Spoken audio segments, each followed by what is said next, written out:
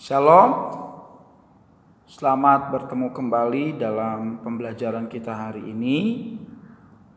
Saya berharap kalian bersama keluarga ada dalam perlindungan Tuhan dan kiranya damai sejahtera serta sukacita ilahi ada terus menyertai kehidupan kalian bersama keluarga.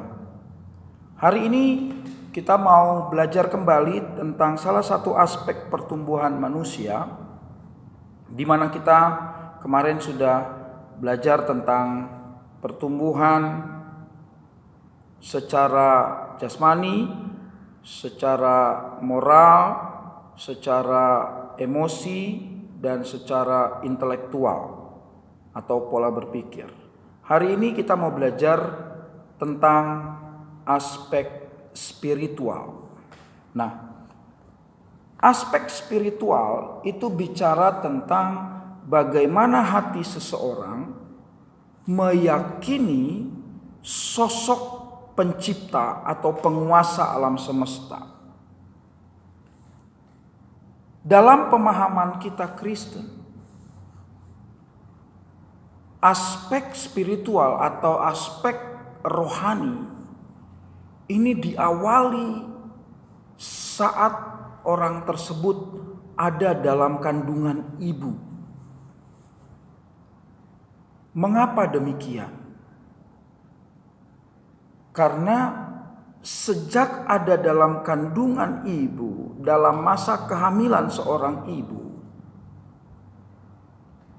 orang tua ini punya andil besar yang secara abstrak, yang secara tidak terlihat akan mempengaruhi pertumbuhan rohani si anak yang sedang dikandung. Itu sebabnya disarankan jika seorang ibu sedang mengandung, suami istri hendaklah sering berdoa, mendoakan buah kandungan, mendoakan anaknya. Kemudian sang ibu menyanyikan lagu-lagu rohani. Jangan hanya lagu-lagu klasik begitu. Lagu-lagu rohani juga akan mempengaruhi, saya yakin. Itu sebabnya ada suatu pemahaman yang bisa kita ambil tentang kedewasaan spiritual adalah bagaimana hubungan seseorang atau dekatnya hubungan seseorang terhadap Tuhannya. Inilah yang dimaksud dengan kedewasaan secara spiritual. Takut akan Tuhan itu merupakan sikap taat, segan, hormat, gentar kepada Tuhan yang disertai dengan perilaku taat, gitu loh. Perilaku taat pada apa yang Tuhan perintahkan. Gitu. Coba kita lihat sama-sama dalam dalam Injil Yohanes pasalnya yang ke-14 ayatnya yang ke-15. Dikatakan begini: jikalau kamu mengasihi aku, kamu akan menuruti segala perintahku. Ini jelas. Disinilah kedewasaan rohani seseorang dapat terlihat. Jika dia benar-benar punya hubungan yang dekat dengan Tuhan, dia akan mengasihi Tuhan sedemikian rupa. Dan saat dia mengasihi Tuhan sedemikian rupa, maka dia akan melakukan kehendak Tuhan dengan ketaatannya, dengan rasa tanggung jawabnya kepada Tuhan, baik secara moral maupun secara keimanannya. Ini yang saya berharap bahwa anak-anak saya di SMA Kemurnian enggak hanya pintar secara kognitif, enggak hanya pintar prestasi akademik, tetapi hendaklah engkau takut akan Tuhan. Makanya dalam Amsal 1 ayatnya yang ke-7 dikatakan jelas di sana. Takut akan Tuhan adalah permulaan pengetahuan. Dengan kata lain, secerdas apapun kita, yang lebih diutamakan adalah kedewasaan rohani kita, ketaatan kita kepada Tuhan. Mau pintar sepintar apapun katanya. Itu. Banyak ilmuwan-ilmuwan dunia ini, dia pintarnya luar biasa. Tetapi akhirnya karena kepintarannya, dia gak percaya bahwa yang menciptakan alam semesta ini adalah Tuhan. Terlebih khusus Allah kita di dalam Yesus Kristus. Gitu. Ini jadi persoalan. Jadi saya berharap kalian anak-anak saya yang Kristen gak hanya cerdas, gak hanya pintar. Bahkan saya mendorong untuk kita ada prestasi. Saya pengen anak-anak Kristen itu jadi juara umum nantinya. Kalau saat wisuda, itu satu kebanggaan buat saya. Gitu. Selama ini anak-anak Kristen jadi juara umum di SMA Kemurnian 2. Selalu itu. Kalaupun ada jeda hanya 1-2 kali miss, setelah itu anak Kristen lagi. Tapi mereka yang saya lihat yang juara-juara umum adalah orang-orang yang takut akan Tuhan, yang melayani di gereja. Saya ingin bahwa kalian juga melayani di gereja masing-masing. Jadi enggak hanya semata-mata kejar prestasi, tapi lupa Tuhan. Ayo sama-sama saya mengajak kita untuk dewasa di dalam Tuhan. Bertumbuh secara spiritual, bertumbuh secara rohani. Karena ini akan menjadikan kita menjadi berkat bagi banyak orang. Dengan kesadaran ketaatan kita kepada Tuhan, maka kita bisa jadi berkat bagi banyak orang. Itu. Ya. Nah, seseorang yang bertumbuh secara rohani akan lebih pandai dan lebih tenang dalam menghadapi persoalan. Iya, kenapa? Waktu dia menghadapi tantangan, waktu dia menghadapi masalah, karena dia bertumbuh secara rohani, maka dia akan menyampaikan, menyerahkan persoalannya tadi kepada Tuhan. Gitu. Kenapa dia serahkan? Karena dia tahu ketidakmampuannya secara manusia untuk menyelesaikan masalah tadi.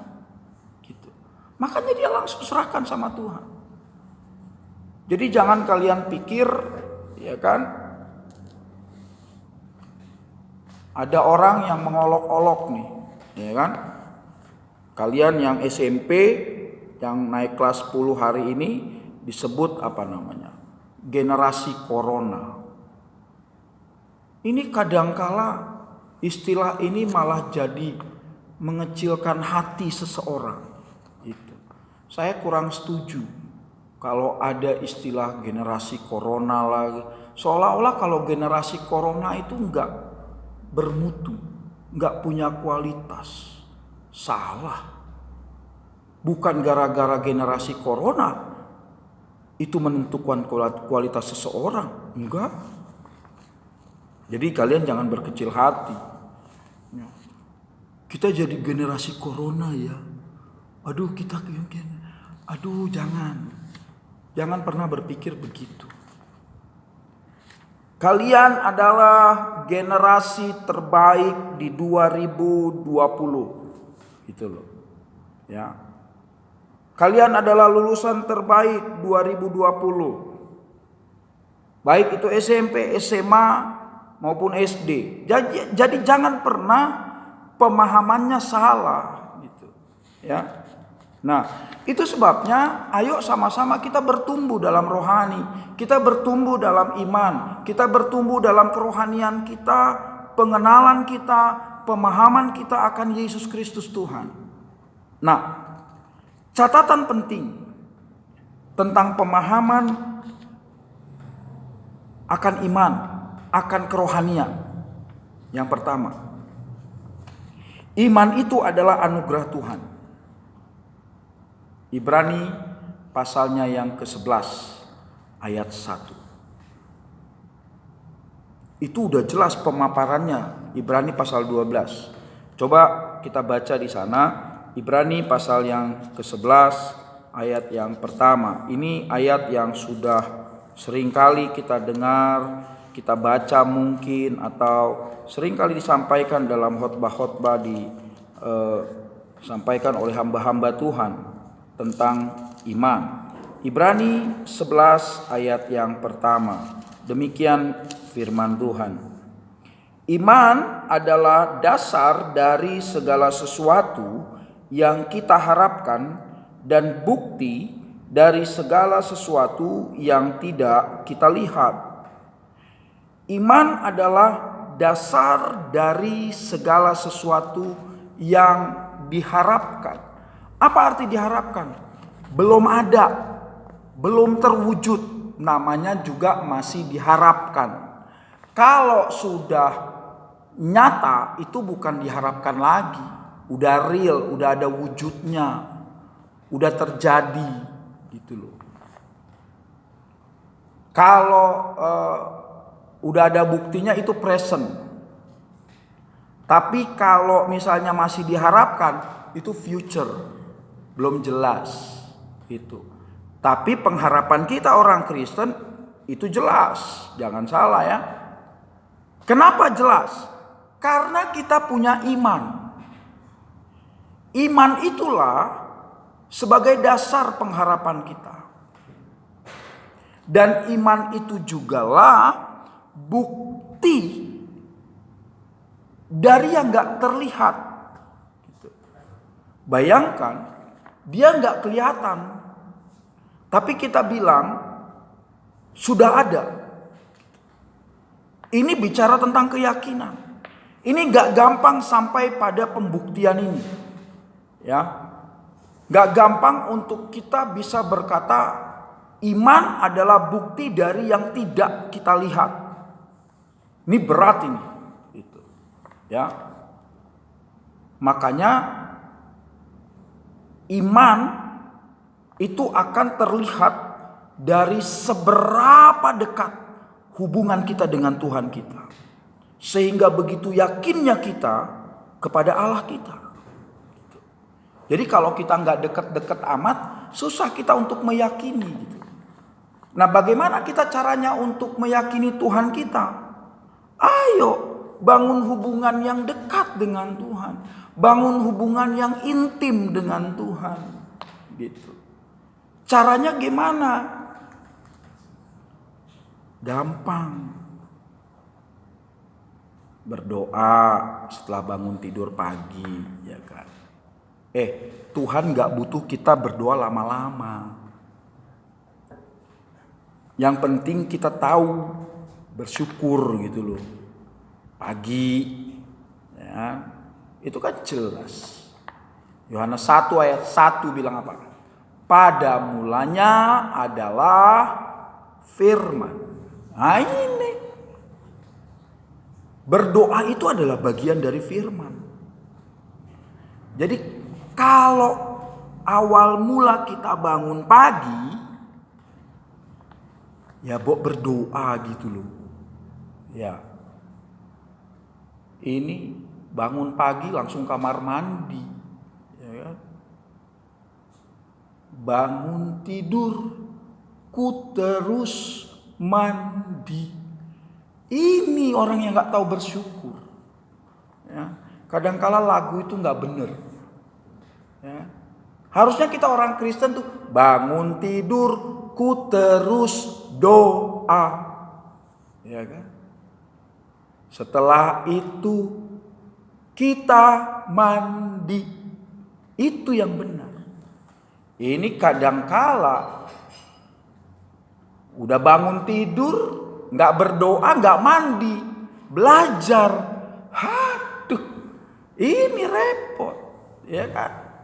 Repot. Saya yakin ini pasti ada yang gak mandi nih, udah jam segini, ya kan? Nah, ini perlu diperhatikan, ya. Iman itu adalah anugerah Allah yang besar bagi kita. Bersyukurlah kita orang-orang Kristen yang mengimani bahwa Yesus Kristus adalah Tuhan dan Juru Selamat kita pribadi. Ya. Yang kedua, iman itu tidak pernah selesai. Artinya ujung-ujungnya, endingnya itu saat kita mati. Gitu loh. Saat kita mati. Kenapa? Iman itu endingnya di sana. Karena tidak ada lagi yang bisa kita perbuat. Gitu loh. Secara jasmani tentang keimanan kita. Nggak ada. Tubuh kita sudah menjadi tanah. Tapi ingat, Alkitab bilang dalam Pengkhotbah pasal 12 ayat 7. Debu kembali menjadi tanah, roh kembali kepada Allah yang mengaruniakannya. Gitu. Ya. Artinya dengan kata lain, roh kita ada dalam penguasaan Tuhan. Gitu. Karena kita hidup, Alkitab mencatat karena roh. Gitu. Ya. Tuhan menganugerahkan roh bagi kita sehingga kita bisa hidup. Itu jelas. Kejadian pasalnya yang pertama, kemudian Kejadian pasalnya yang kedua. Ya. Allah menghembuskan nafas hidup kepada manusia itu dan manusia itu hidup. Itu bicara tentang roh, nefes. Ya. Nah, disinilah letaknya bahwa iman itu nggak pernah selesai, terus menerus ada hubungan dengan Tuhan. Nah, karena iman itu tidak ada endingnya, maka seharusnya dia mengalami sebuah proses. Nah, proses inilah yang seringkali membuat kita up and down begitu. Ya. Karena proses tadi serasa kita prosesnya terlalu berat Tuhan itu. Padahal semakin berat proses itu, semakin membentuk kita menjadi lebih dewasa secara rohani. Itu. Jangan salah, semakin kita rohani, semakin banyak tantangan yang Tuhan beri. Tuhan mau uji, tahan gak kita ini secara rohani. Gitu. Ya. Makanya kita diproses, termasuk COVID-19 ini. Orang-orang Kristen tahan uji enggak? Itu. Ya. Orang-orang Kristen tahan uji enggak? Apalagi yang punya bisnis. Udah gelagapan sekarang. Mati udah. Ya kan? Berat. Nah, dia mengutuki Tuhan apa enggak? Apa dia tetap bersyukur? Disinilah kedewasaan rohani itu terlihat. Ya.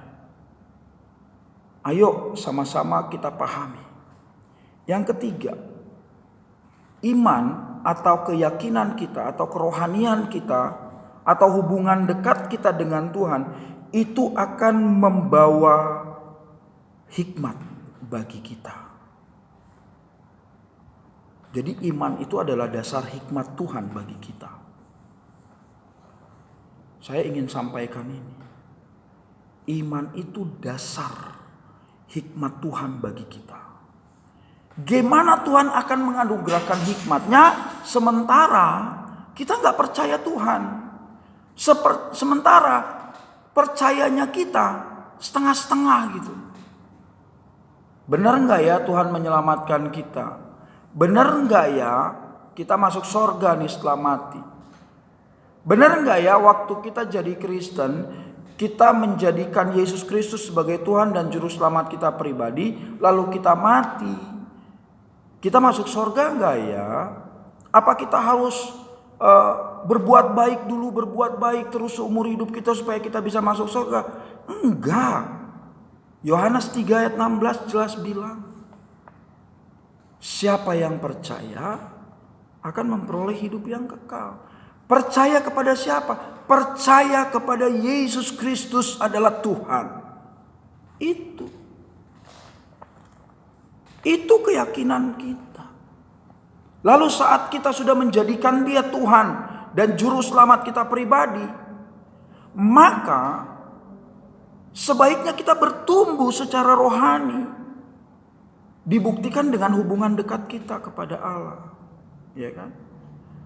Dan setelah kita punya hubungan dekat, maka hikmat Tuhan akan hadir bagi kita. Dan hikmat itu jugalah yang akan membantu kita menyelesaikan masalah-masalah dan tantangan hidup. Yang keempat, iman itu menyelamatkan. Ini. Iman itu menyelamatkan. Ini luar biasa. Iman yang disebut menyelamatkan adalah saat kita meyakini bahwa Yesus Kristus adalah Tuhan dan Juru Selamat kita pribadi.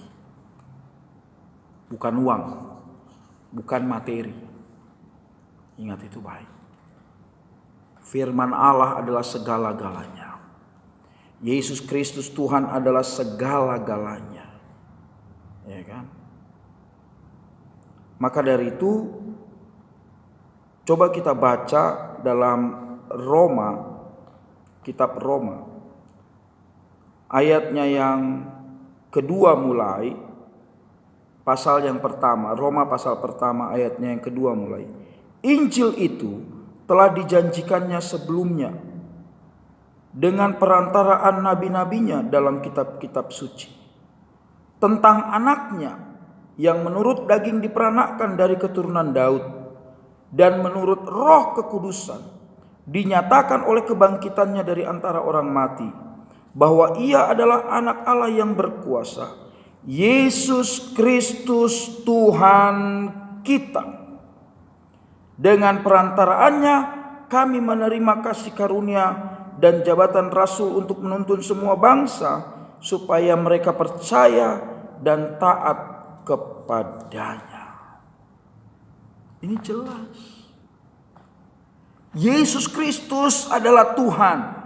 Itu yang disampaikan dengan tegas dalam ayatnya yang keempat tadi. Jadikan Yesus Kristus itu sebagai Tuhan dan Juru Selamatmu pribadi.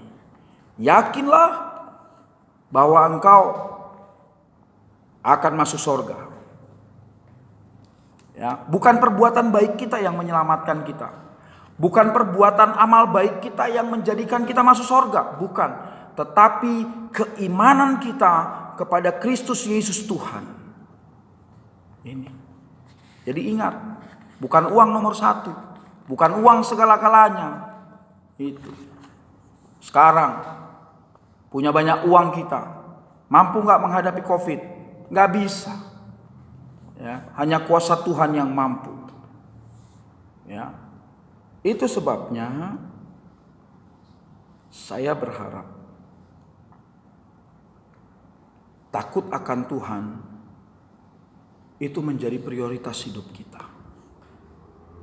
Sebagai bukti bahwa kita mengasihi Dia, Allah yang kita sembah di dalam Kristus Yesus Tuhan. Nah, inilah akhir dari bagian pembelajaran kita. Sebelum nanti kita masuk dalam bagian yang terakhir, tetapi saya kira saya ingin mengambil bagian ini untuk menutup dan memberikan kesimpulan dari pembelajaran kita, yaitu yang pertama, orang-orang yang bertumbuh secara dewasa, menjadi dewasa di dalam Kristus, itu adalah orang-orang yang berakar di dalam Kristus. Kenapa dia bisa berakar di dalam Kristus? Karena dia bertumbuh secara spiritual dan moral. Kolose pasal 2 ayat 6 dan 7 ini jelas mengatakan demikian. Orang-orang Kristen yang bertumbuh dewasa itu punya ciri-ciri bahwa dia berakar di dalam Kristus. Apa artinya? Akar adalah bagian tumbuhan, ini hanya sebuah analogi saja. Bagian tumbuhan di mana dia akan menyerap makanan. Nah, orang-orang yang berakar di dalam Kristus artinya bahwa dia mampu menyerap makanan-makanan rohani dari firman Allah untuk dia bertumbuh. Sehingga pada akhirnya dia memperoleh hikmat Tuhan. Yang kedua, orang-orang yang dewasa di dalam Kristus artinya bahwa dia adalah juga bertumbuh ke arah Kristus. Jadi banyak tumbuhan itu diharapkan tumbuh tinggi gitu, tapi melenceng. Dia bertumbuh. Kita orang Kristen bertumbuh secara jasmani, gitu. Tapi pola pikirnya melenceng. Ini kurang benar juga. Pola pikirnya benar, tumbuhnya, bertumbuh dia baik, tapi moralnya melenceng. Ini juga nggak benar. Bertumbuh dia secara intelektual, secara moral, tapi emosinya miring gitu. Miring bertumbuhnya. Enggak bagus juga, ya. Jadi harus semuanya bertumbuh. Bertumbuh dia di dalam Kristus, ya.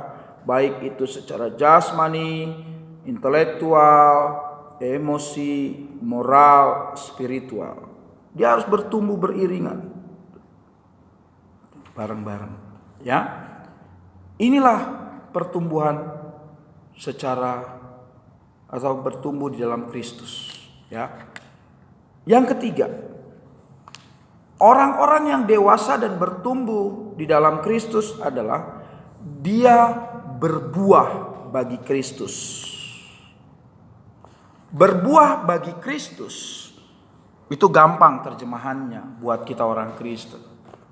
Satu, dia menghasilkan buah-buah yang sesuai dengan pertobatan.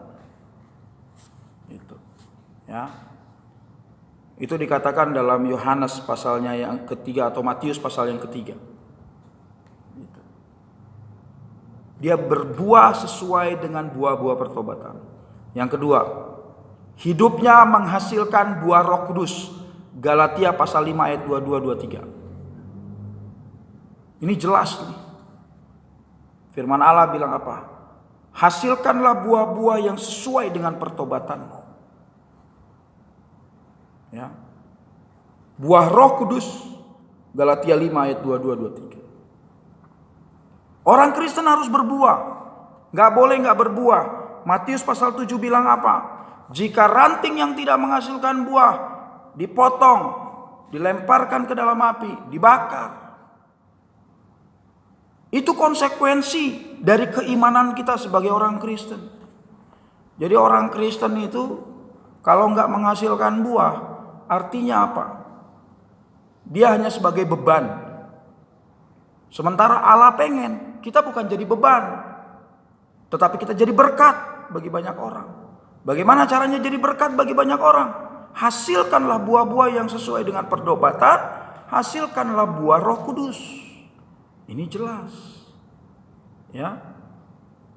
Oleh sebab itu, mari sama-sama saya mengajak kita semua pada hari ini memahami benar pertumbuhan seseorang, terlebih khusus orang Kristen.